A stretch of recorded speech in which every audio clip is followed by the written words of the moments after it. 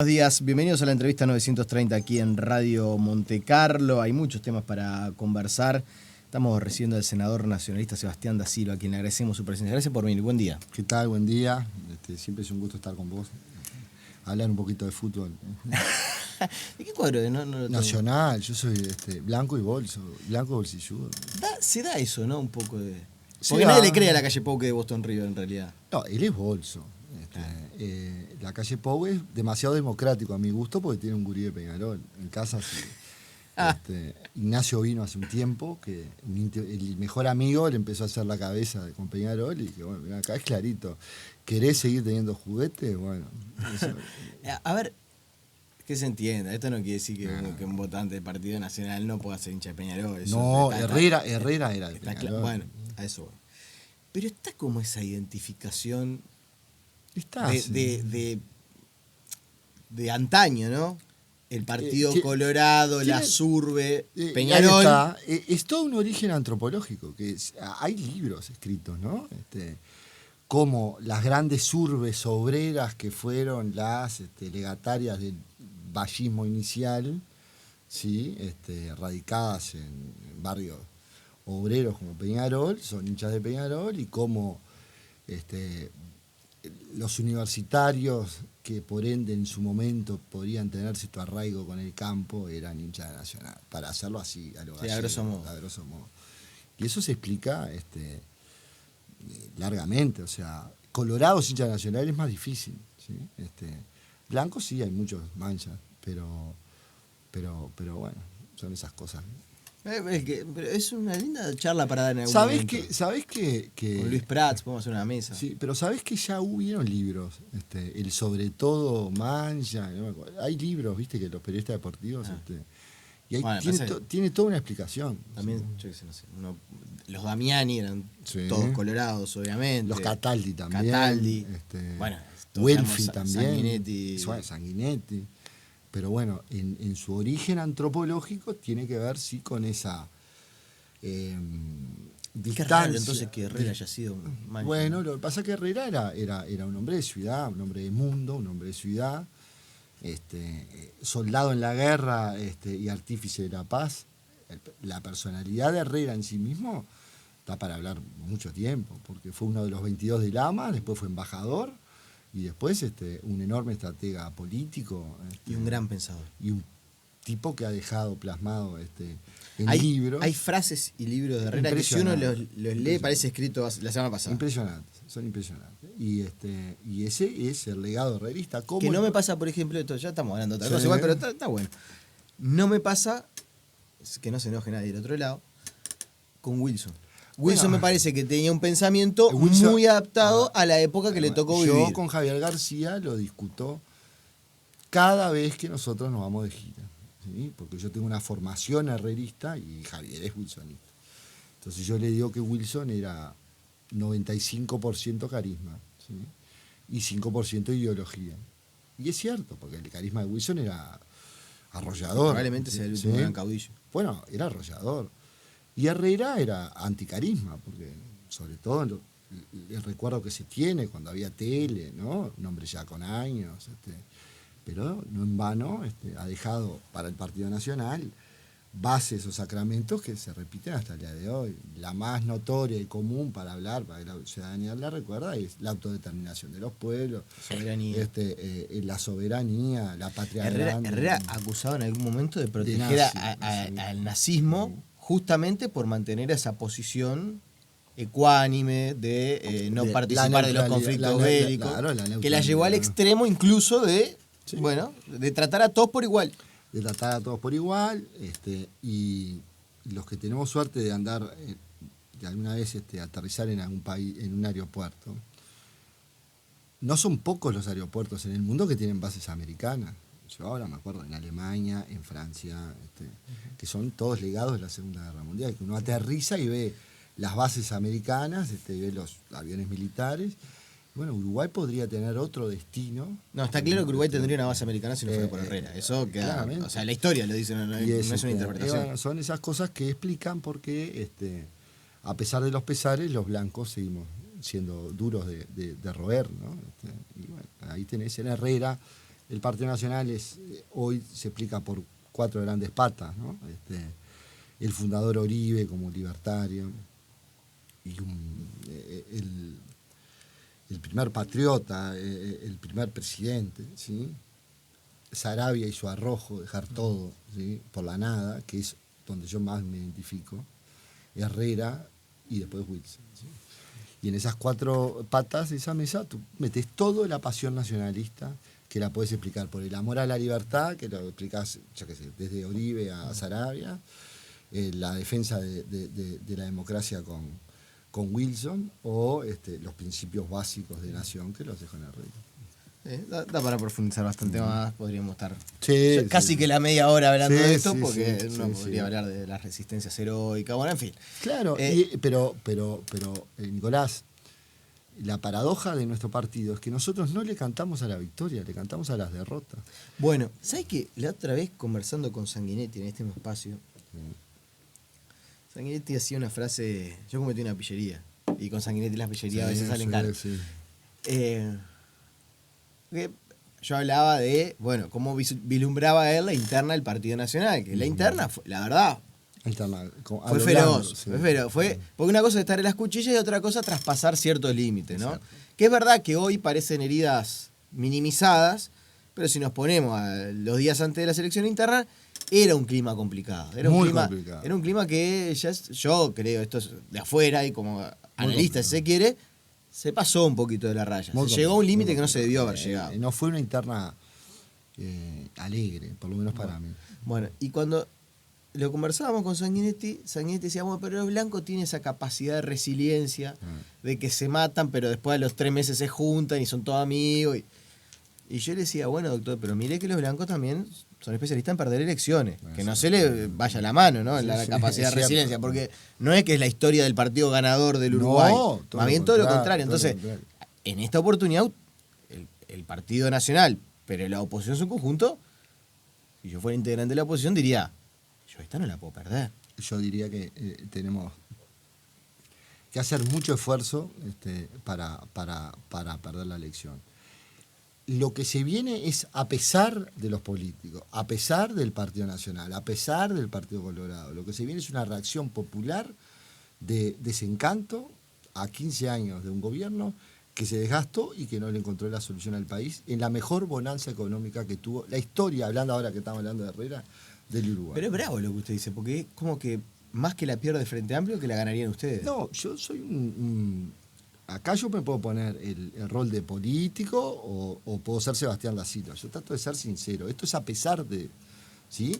Obviamente, usted dice que ha hecho mucho mérito de Frente Amplio para perder, más que la oposición mostrar virtudes para ganar. No, la oposición hoy tiene la mayor de las virtudes, se llama Luis Lacalle Pou, ¿sí? Que al segundo de haber perdido la elección se empezó a preparar para lo que va a vivir.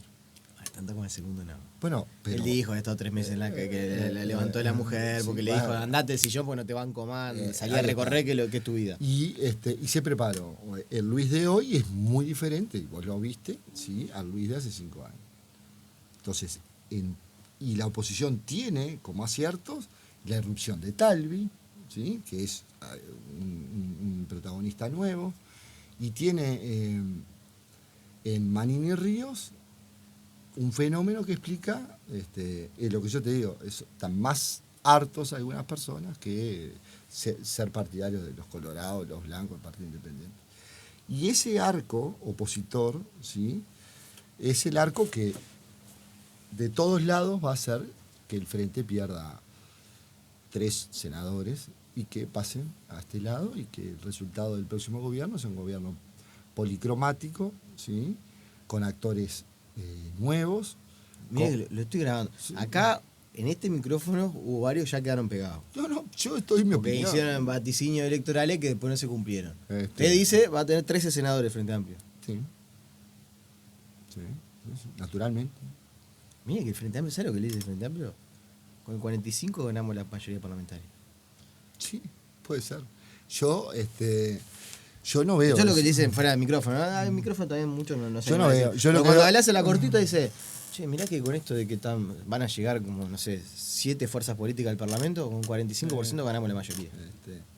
Yo lo que creo es que si uno analiza detenidamente el resultado electoral, nosotros vamos a ver un Manini Ríos que va a tener una representación parlamentaria natural, ¿sí? Sacó 50.000 votos. ¿Usted lo ve cuarto a Manini Ríos? Yo no sé si lo veo cuarto, lo veo con un senador. Y probablemente Pablo Mieres también.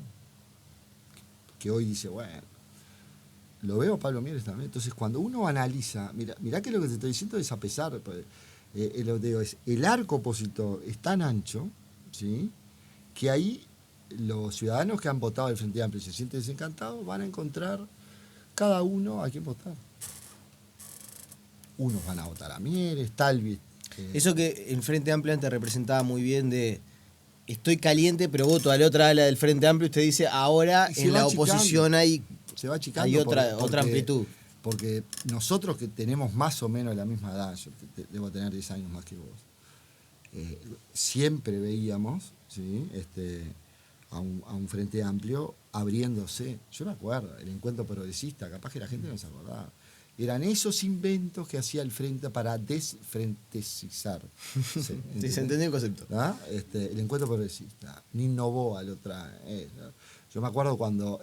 bueno, ahora está conversación con Amado, ojo. En la Casa Blanca... ¿Qué se ríe? Y bueno, me río, Amado. En la Casa Blanca, Tabaré Vázquez, precandidato, anuncia que de Danilo Astori va a ser el ministro de Economía. Todas esas señales hacen a un electorado que es el que define las elecciones uruguayas, el electorado moderado, de centro, el típico uruguayo, ¿no? Y de un lado quedamos los blancos como Hueso de Bagual, viva Wilson, y los frente amplistas representados en Graciela Villar. Y bueno, entonces cuando de este lado hay mucha más amplitud, de este lado hacen un esfuerzo para estar cada día más acotados, en 84 días hay un estado de ánimo que yo imagino que se va a trasladar en las urnas. Y lo digo con objetividad, y no por esto estoy pizarrero. Y no digo que el partido gana yo le voy a 12, le voy a decir, 12 cuando lo convocamos pensábamos hablar otras cosas, pero a mí estas charlas me parece que son muy interesantes. Me parece que no siempre se logra el ambiente para que el político... Porque estamos hablando acá como si fuera una mesa de boliche o un club partidario. Sí, usted esta charla muy parecida la debe tener, o en el comando de campaña, o en el club partidario, ¿no? Diciendo las cosas a favor y las cosas en contra, y diciendo esto también. Ojo, no nos mandemos ninguna macana, porque si mandamos una macana... Bueno, pero ahí tenés la concentración de Luis, que está en todos los detalles. Nicolás, en todos. Los grandes, los chicos, los microscópicos y los temas de Estado, en todo. Y eso habla de un hombre que está preparado para gobernar. Porque la presidencia de Luis Lacalle Pou, a diferencia, vamos a cerrar los ojos y pensemos, el Frente Amplio ha gobernado en asamblea, Consejo de Ministros, tiene una forma de gobernar. Luis Lacalle va a gobernar, vamos a volver a tener los acuerdos de ministros, cada uno con su cartera va a estar 3 horas con el presidente de la República hablando de temas de Estado grandes, pero también vamos a estar hablando de la ambulancia de Poblado Polanco y La Valleja. Y esa es una impronta que la dan las personas, ¿sí? En el caso de Luis es notorio que es un recorredor. Ahora, y un, la verdad, incisivo, ¿no? ¿Sí? Y bueno, ya que estamos acá medio que teorizando también un poco, ¿no les da miedo el efecto Macri? Pero el efecto Macri, ¿cuál es? Y el efecto Macri es, contame esto cuál es funcionó mal, ¿no? El kirchnerismo, se robaron todo. Yo creo que el paralelismo con el Frente Amplio ahí me parece que es injusto para con el grueso del Frente Amplio. Yo no digo que haya habido corrupción. Digo, la verdad, cuando se pone... Kirchner el Frente Amplio no tiene nada que ver. Cuando veo el video de Pedro Guadaberri diciendo cuando venga acá va a ser un placer estar, porque la mayor corrupción... La verdad... Yo, con el respeto que me merece el senador Guadaberri, no creo eso, y creo que es una frase más de tono de campaña que de lo que de verdad ocurre. Es muy difícil igualar a los Kirchner, ¿no? O sea, lo que quiero decir es, Fellini hace una película y encuentra... Sí, las bolsas tiradas para arriba del convento, para los conventos, se pasa de una película. O que pesan la plata. Lo que digo es, terminó la elección en Argentina, ganó Macri, le ganó a Scioli, que Scioli era un candidato, la verdad. ¿Y qué es lo que diría Darío Pérez, como dijo acá, ¿no? Haciendo referencia al COSE, no movilizaba nada en una heladera.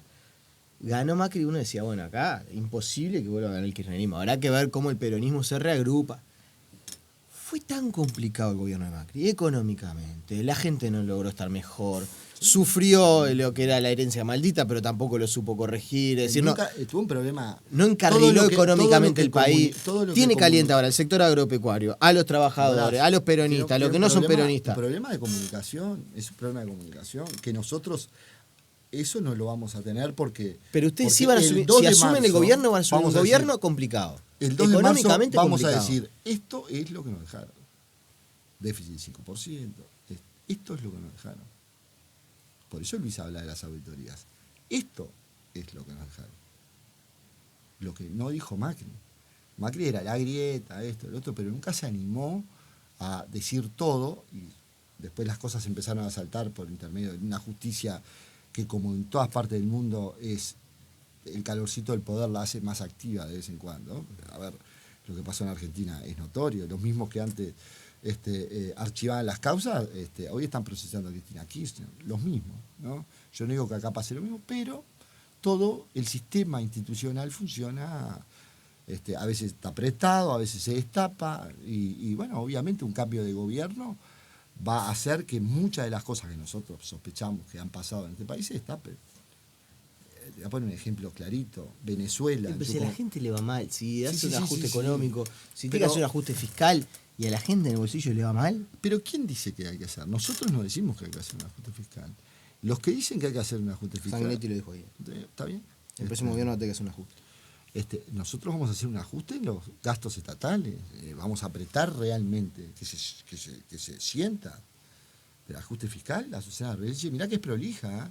Mirá que es la mejor de su generación, ¿no? Es indoblegable, lo puso punto por punto, ¿no? Y a esto podemos llegar.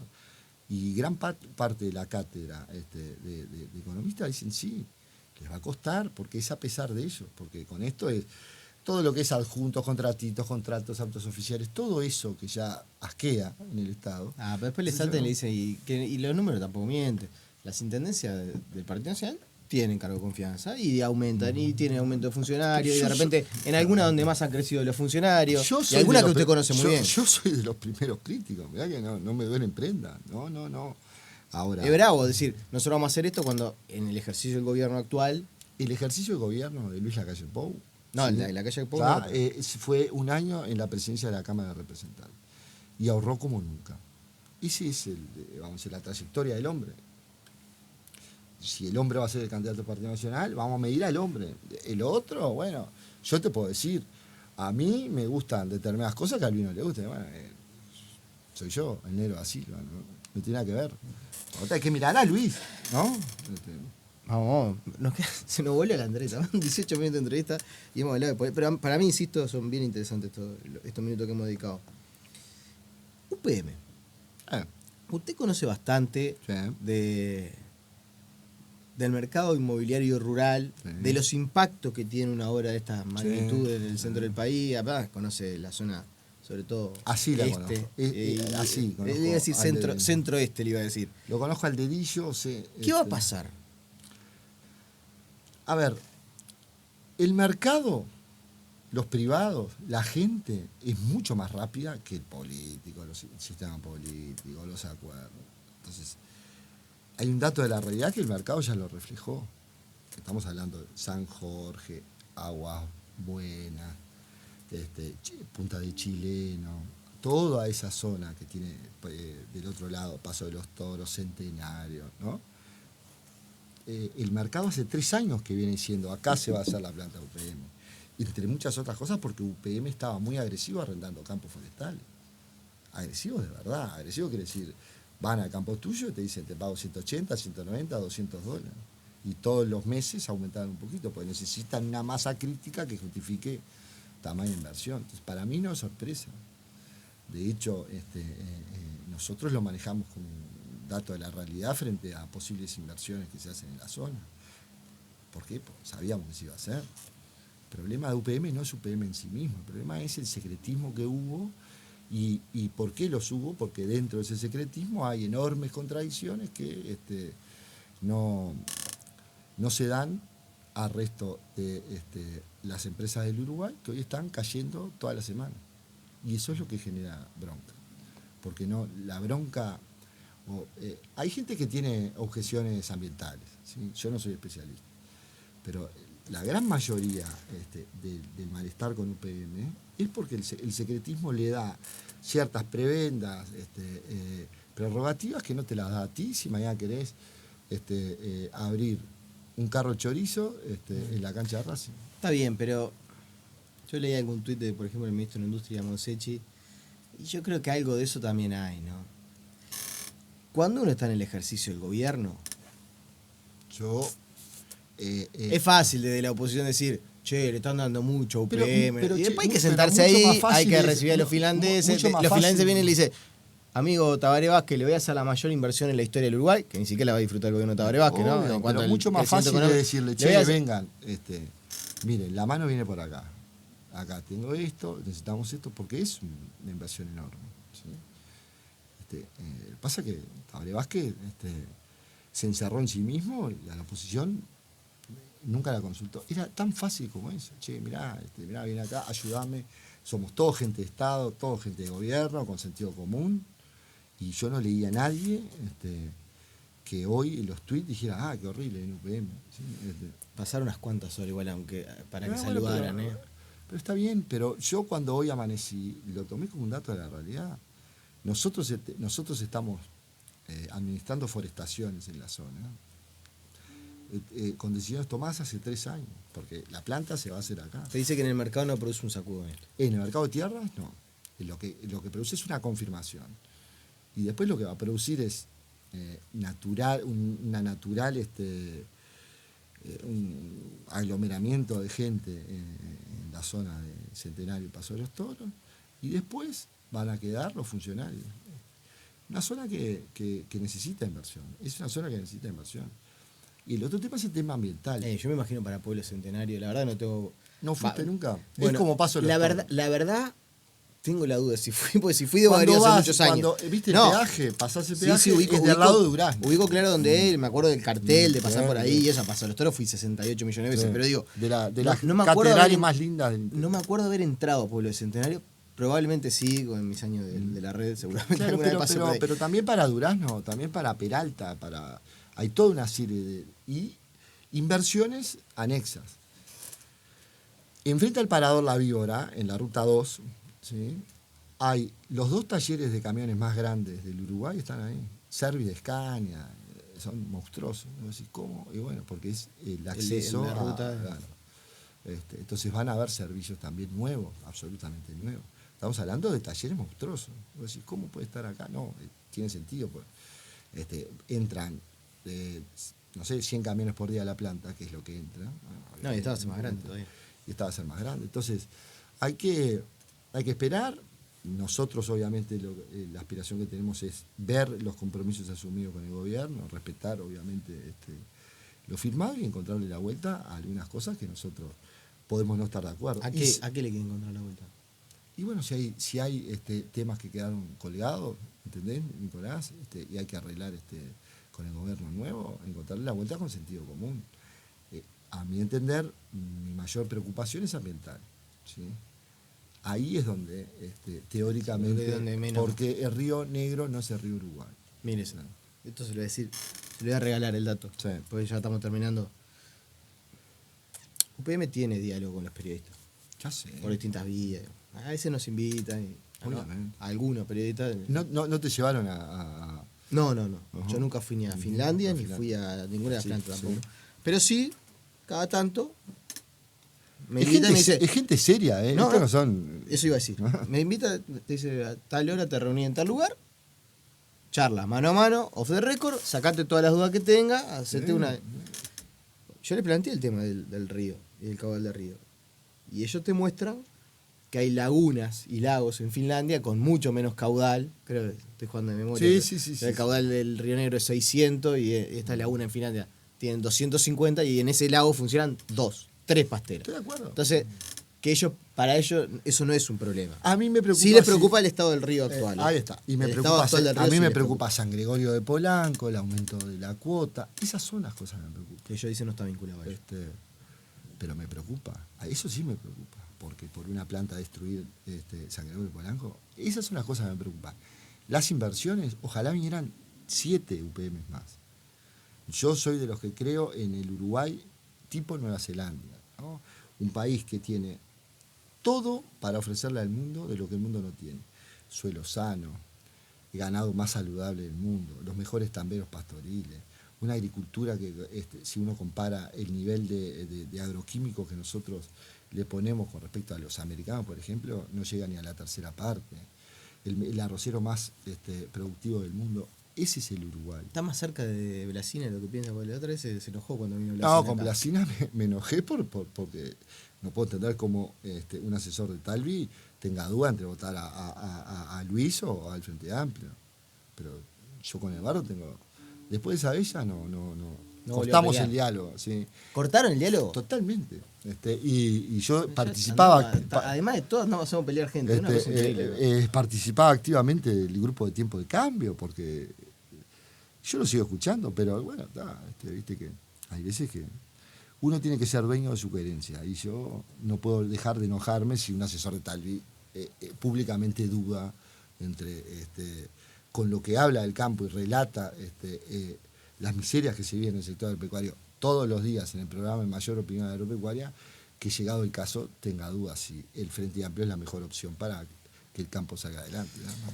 Sebastián da Silva, le agradecemos su presencia y lo volveremos a convocar. Bueno, salió un popurrí de temas, ¿no? Buenísimo. Pasamos por todos lados. Dale, un abrazo. Con ustedes nos reencontramos mañana en una entrevista 930. Que pasen bien, chau, chau.